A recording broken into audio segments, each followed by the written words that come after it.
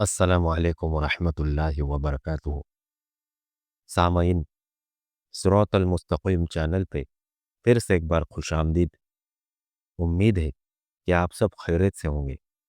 आपसे गुजारिश है कि अगर आप इस चैनल पे नए हैं तो चैनल को सब्सक्राइब करें, ऑडियो को लाइक करें, ज़्यादा से ज़्यादा शेयर करें और बेल आइकॉन पे क्लिक करें ताकि आपको नए ऑडियो की नोटिफिकेशन मिलती रहे। अल्लाह आपको बेहतरीन बदला दे। शमशीर बेनियाम हज़रत खालिद बिन वलीद रज़ी अल्लाह अन्हु की दास्तान शुजाअत इनायतुल्लाह अल्तमश। बिस्मिल्लाहिर्रहमानिर्रहीम। उस इलाके में मुसलमानों की एक बस्ती थी जो सरहद के बिल्कुल करीब थी। ईरानी फौज की थोड़ी सी नफरी ने इस बस्ती में जाकर ऐलान किया कि बच्चे से बूढ़े तक बाहर निकल आए। सिपाहियों ने घरों में घुस घुस कर लोगों को बाहर निकालना शुरू कर दिया। औरतों और मर्दों को अलग खड़ा कर लिया गया। सिपाहियों का अंदाज बड़ा ही जालिमाना था। वो गालियों की जुबान में बात करते और हर किसी को धक्के दे देकर इधर से उधर करते थे। उन्होंने ऐलान किया कि उन आदमियों के नाम बताए जाए और उनके घर दिखाए जाए जो बस्ती में नहीं है। तमाम आबादी खामोश रही। जवाब दो, ईरानी कमांडर ने गुस्से से चिल्लाते हुए कहा। उसे कोई जवाब न मिला। कमांडर ने आगे बढ़कर एक बूढ़े आदमी को गिरेबान से पकड़कर अपनी तरफ घसीटा और उससे पूछा कि इस हुजूम में कौन कौन नहीं है। मुझे मालूम नहीं, बूढ़े ने जवाब दिया। कमांडर ने नियाम से तलवार निकालकर बूढ़े के पेट में घोंप दी और तलवार जोर से बाहर को खींची। बूढ़ा दोनों हाथ पेट पर रखकर गिर पड़ा। कमांडर एक बार फिर लोगों की तरफ मुतवज्जह हुआ। अचानक एक तरफ से 8-10 घोड़े सरपट दौड़ते आए।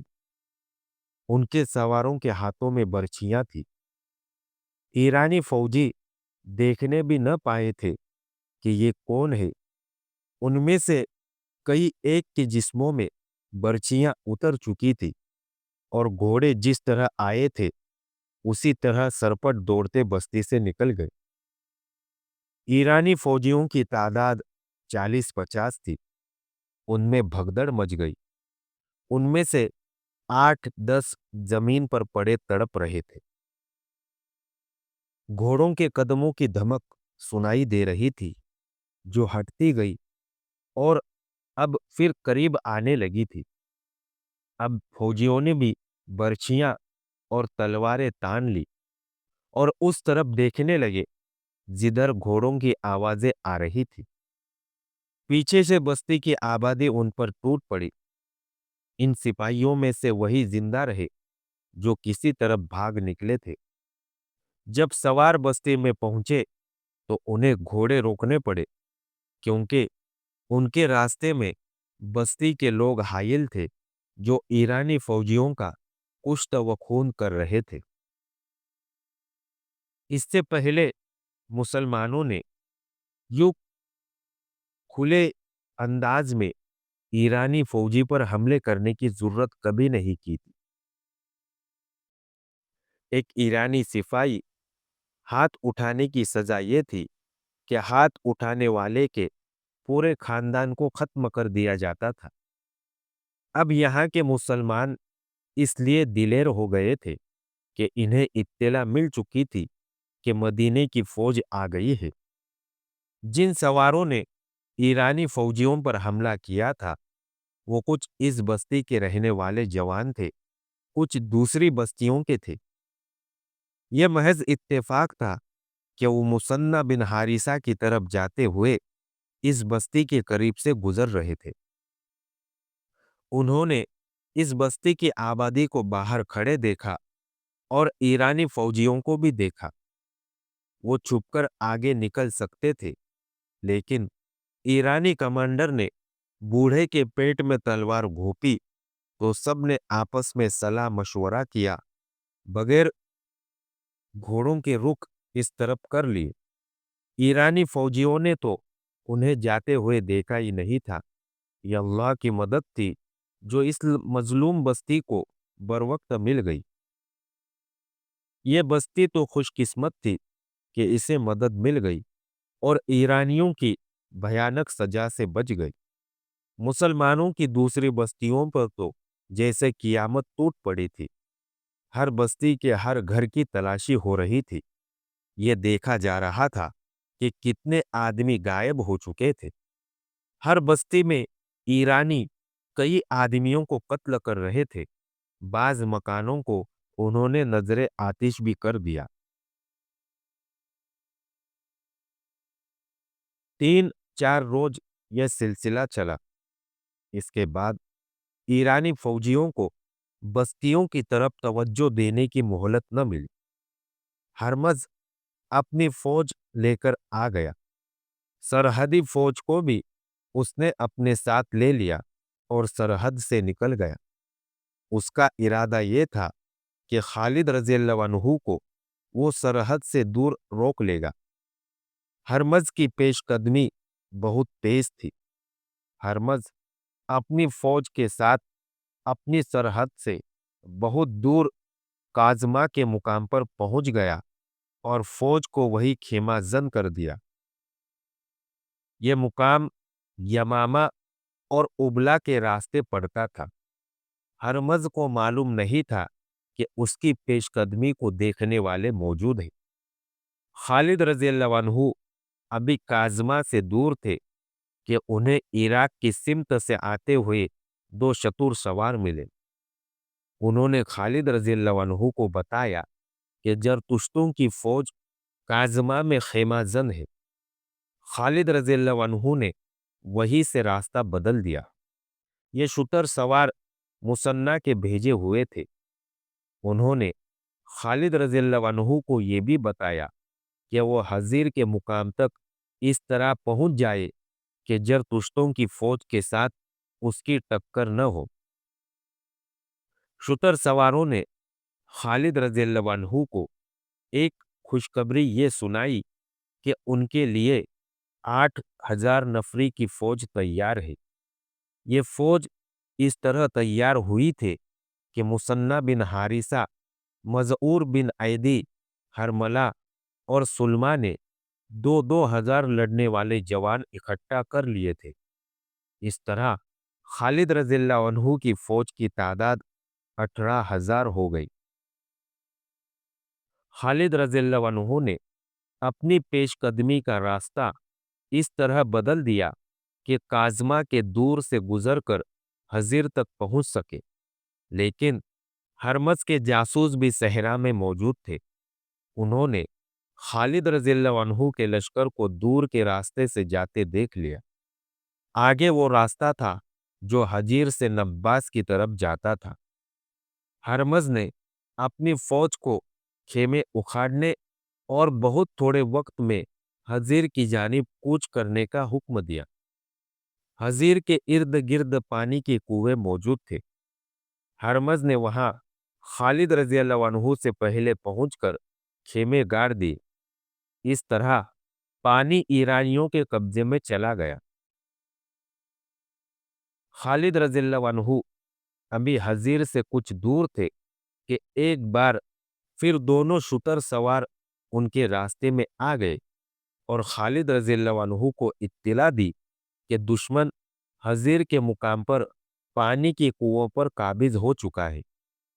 خالد رضی اللہ عنہ نے کچھ اور آگے جا کر ایسی جگہ پڑاؤ کا حکم دے دیا جہاں دور دور تک پانی کی ایک بوند نہیں مل سکتی تھی۔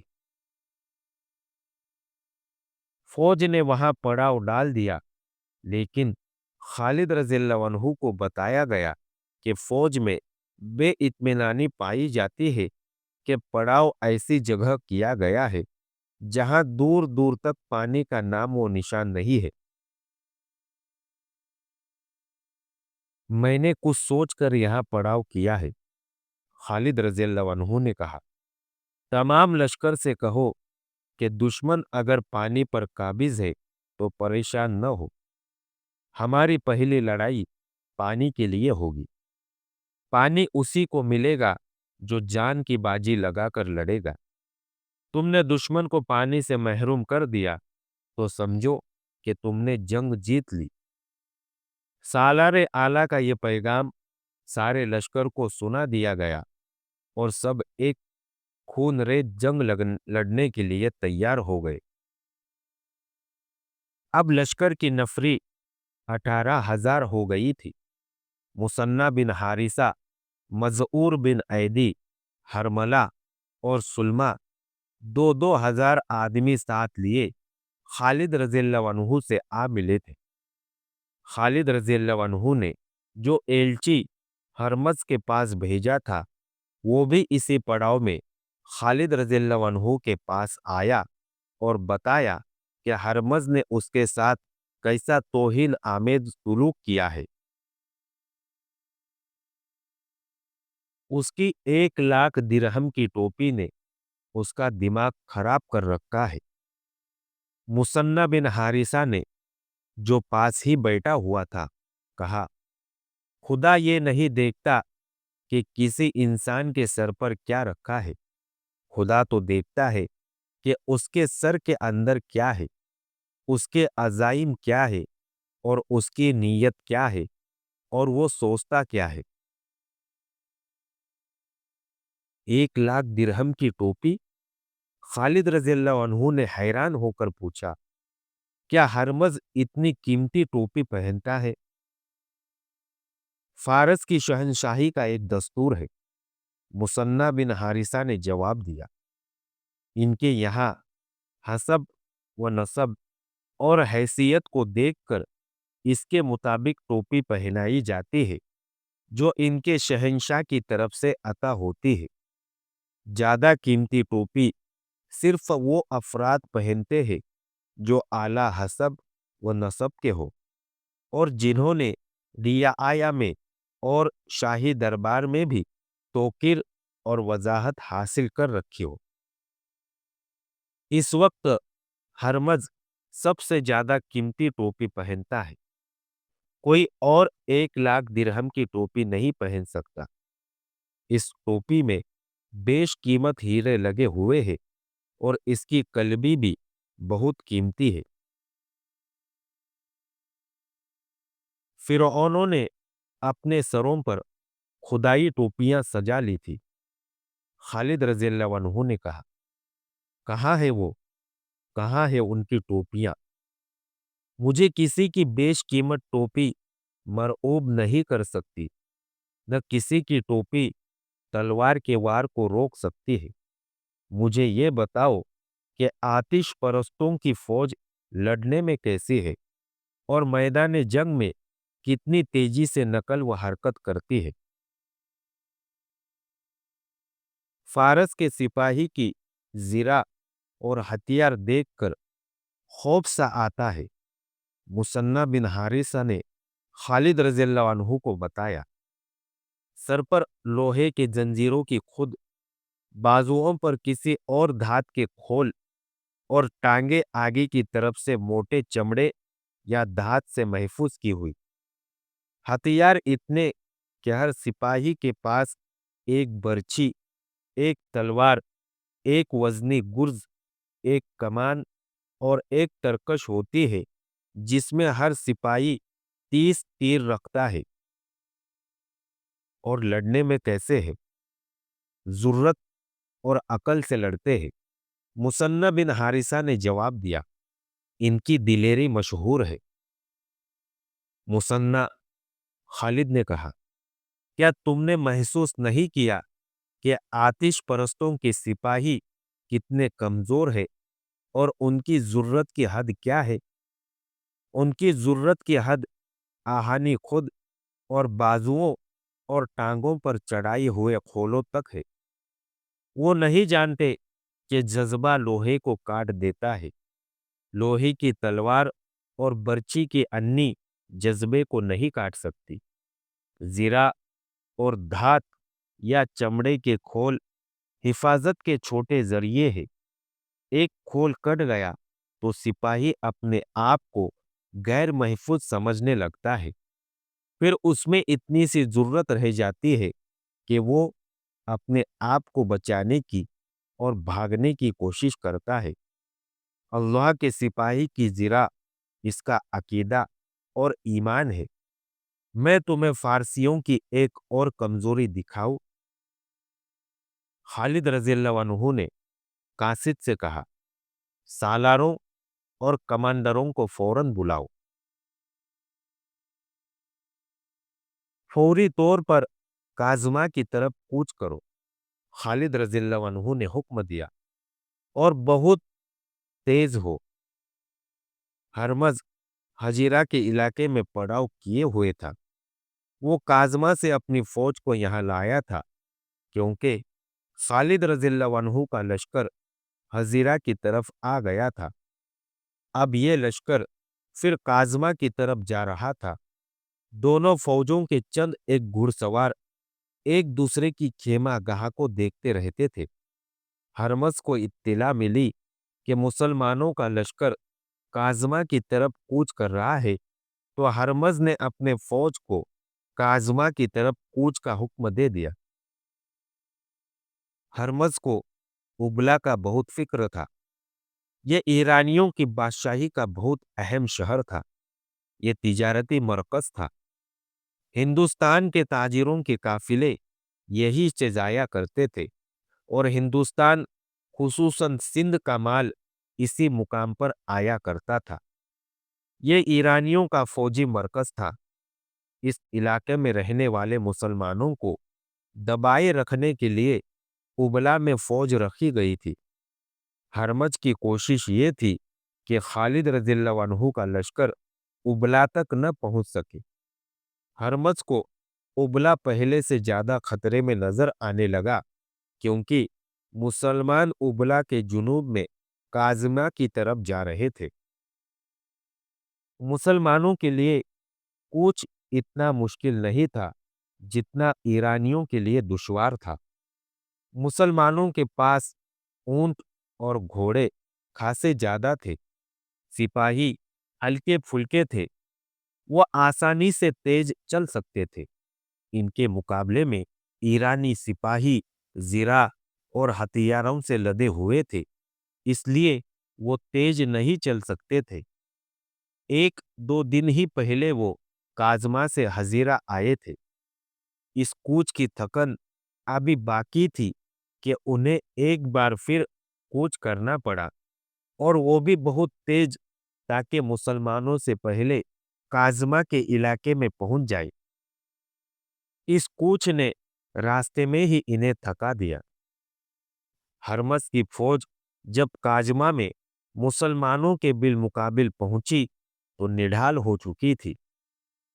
मुसलमान सिपाही सहराई लड़ाइयों और सहरा में नकल व हरकत के आदी थे। खालिद रज़ियल्लाहु अन्हु ने हरमस को यह तासुर देने के लिए कि वो अपने लश्कर को आराम नहीं करने देगा, लश्कर को 3 हिस्सों में तकसीम कर दिया। खुद कल्ब में रहे। दाएं और बाएं पहलुओं की कमान आसिम बिन उमेरा और ऐदी बिन हातिम के पास थी। आसिम बिन अम्र काका बिन अम्र के भाई थे, और ऐदी बिन हातिम कबीला तई के सरदार थे, जो दराज कद, मजबूत जिस्म वाले बड़े बहादुर जंगजू थे। खालिद रज़ियल्लाहु अन्हु को अपनी फौज को लड़ाई की तरतीब में करते देखकर हरमज ने भी अपनी फौज को 3 हिस्सों में तकसीम कर दिया। कल्ब में वो खुद रहा, और दोनों पहलियों की कमान शाही खानदान के 2 अफराद कबाज और अनुश जान को दी। हरमज देख रहा था कि उसकी फौज पसीने में नहा रही है और सिपाहियों की सांसें फूली हुई है। उन्हें आराम की जरूरत थी, लेकिन मुसलमान जंगी तरतीब में आ चुके थे। हरमज ने अपनी फौज की तरतीब ऐसी रखी کہ کاجما شہر اس کی فوج کے پیچھے آ گیا۔ ان کے سامنے ریگستانی میدان تھا اور ایک طرف بے آب و گیا ٹیلا نما پہاڑیوں کا سلسلہ تھا۔ خالد رضی اللہ عنہ نے اپنی فوج کو اس طرح آگے بڑھایا کہ یہ پہاڑی سلسلہ ان کی پشت کی طرف ہو گیا۔ اپریل 633 عیسوی کے پہلے ہفتے کا ایک دن تھا جب مسلمان پہلی بار آتش پرست ایرانیوں کے مقابل آئے۔ اگر خالد بن ولید مارا جائے تو یہ معرکہ بغیر لڑے ختم ہو سکتا ہے۔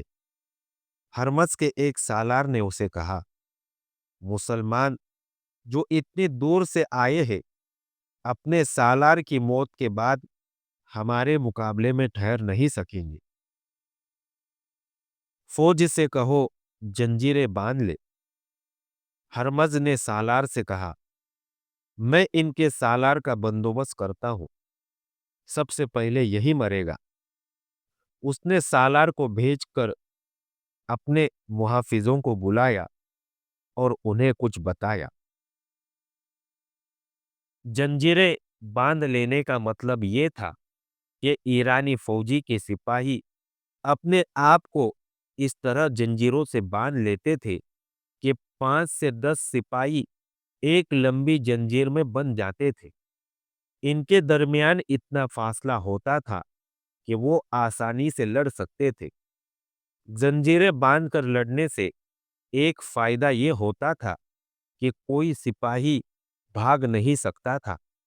دوسرا فائدہ یہ کہ ان کے دشمن کے گھڑ سوار جب ان پر حلہ بولتے تھے تو سپاہی زنجیریں سیدھی کر دیتے۔ زنجیریں گھوڑوں کی ٹانگوں کے آگے آ جاتی اور گھوڑے گر پڑتے تھے، لیکن زنجیروں کا بہت بڑا نقصان یہ تھا کہ ایک زنجیر بندھے ہوئے سپاہیوں میں سے ایک دو زخمی یا ہلاک ہو جاتے تو باقی بے بس ہو جاتے اور دشمن کا آسان شکار بنتے تھے۔ اس جنگ کو جو ہرمز اور خالد رضی اللہ عنہ کے درمیان لڑی گئی جنگ سلاسل یعنی جنجیروں کی جنگ کہتے ہیں۔ مسلمانوں نے جب دیکھا کہ ایرانی اپنے آپ کو جنجیروں سے باندھ رہے ہیں تو وہ حیران ہونے لگے۔